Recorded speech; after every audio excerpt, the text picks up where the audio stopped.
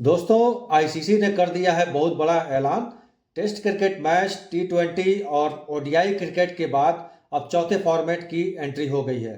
जी हाँ, नए फॉर्मेट की एंट्री हो गई है और यह बहुत ही रोमांचक और बहुत ही ज़्यादा दिलचस्प फॉर्मेट होने वाला है।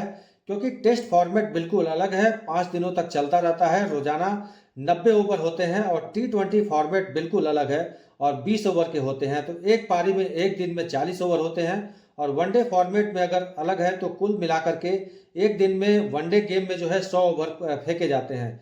लेकिन यह जो नया फॉर्मेट शुरू हो रहा है, यह बहुत ही बड़ा दिलचस्प होने वाला है। सारे क्रिकेट फैंस के लिए खुशखबरी की बात है। और इस फॉर्मेट में एक ही दिन में आप टेस्ट का भी मजा ले लेंगे और एक ही दिन में आप टी20 का भी मजा ले लेंगे। और इस फॉर्मेट में जो है मैच ड्रॉ भी होगा, मैच जीत भी होगी, हार भी होगी और मैच टाई भी होगा। तो भाई इससे ज़्यादा रोमांचक क्रिकेट फैंस के लिए और कौन सा ही होगा।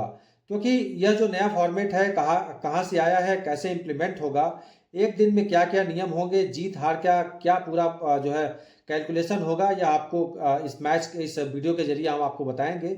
दरअसल ये जो नया फॉर्मेट है इसका नाम रखा गया है टेस्ट टी20।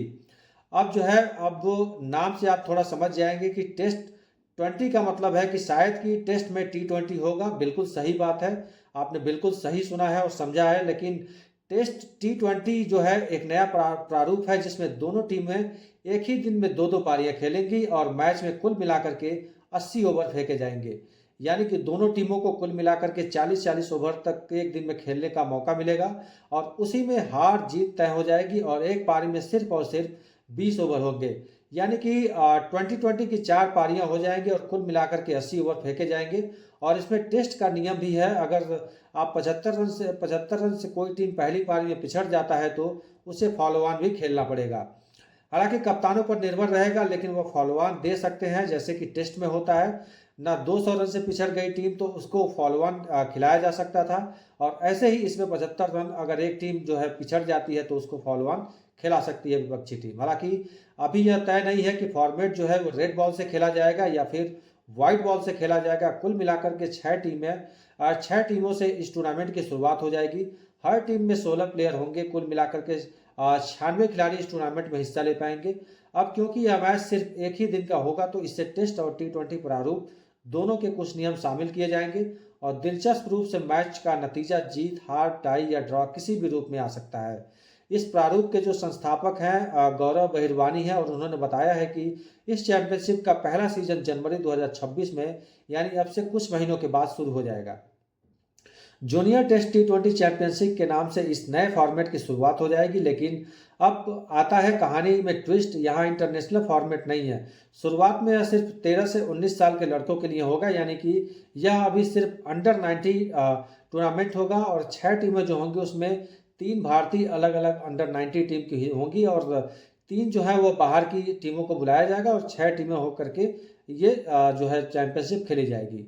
फ्रेंचाइजी एक तरीके से क्रिकेट जो होता है, जैसे साउथ अफ्रीका में एनएसए होता है, वेस्ट इंडीज में सीबीएल होता है, भारत में आईपीएल होता है, इसी तरीके से आपको इसको फ्रेंचाइजी क्रिकेट की लीग में समझ सकते हैं। लेकिन अपने तरीके का एक नया फॉर्मेट होगा जो कि आईसीसी को भी प्रेरित करेगा कि आप इंटरनेशनल में टीमें, यानी कि इंडिया, ऑस्ट्रेलिया, न्यूजीलैंड, इंग्लैंड और भारत जैसे बड़ी टीमों के बीच आप एक ऐसा दिलचस्प जो है चैंपियनशिप शुरू कर सकते हैं। लेकिन सोचिए कितना बढ़िया होगा। टी20 2020 क्या, दो दो पारियां होंगी, इसमें टेस्ट का भी मजा आएगा और टी20 का भी मजा आ जाएगा।